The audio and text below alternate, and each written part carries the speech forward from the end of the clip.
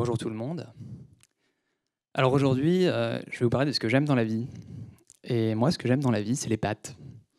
Les pâtes alimentaires, type spaghetti, hein, les classiques, quoi.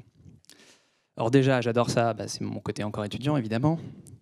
Et je m'en lasse jamais parce que je peux les accommoder de 1000 manières différentes. Les pâtes, dans ma vie, c'est un ingrédient de base. Alors si vous aimez les pâtes comme moi, peut-être qu'un jour, vous avez essayé d'en faire vous-même à l'aide d'une machine à pâtes. Et si c'est le cas, je pense que vous l'avez fait une fois, et qu'après vous avez rangé la machine dans l'armoire et vous l'avez plus jamais sortie.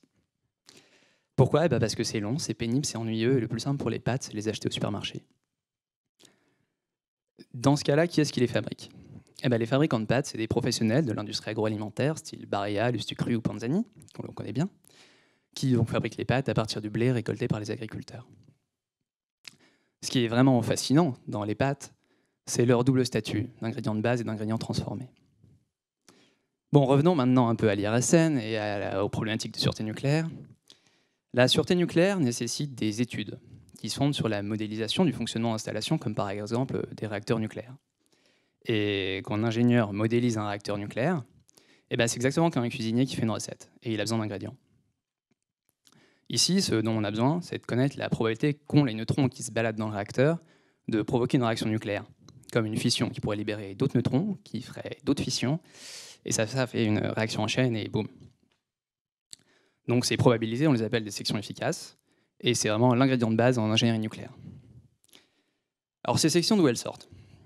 Au commencement, il y a des physiciens qui, aux quatre coins du monde, réalisent des campagnes de mesures expérimentales et qui récoltent, donc comme des agriculteurs, le terme n'est pas choisi au hasard, qui récoltent des données concernant la nature des noyaux des atomes.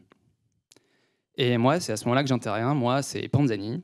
Moi, je récolte le blé des physiciens, enfin, leurs mesures, et je transforme tout ça en sections efficaces, à l'aide de modèles semi-empiriques de physique nucléaire, évidemment. Alors, c'est bien beau, mais pourquoi une thèse?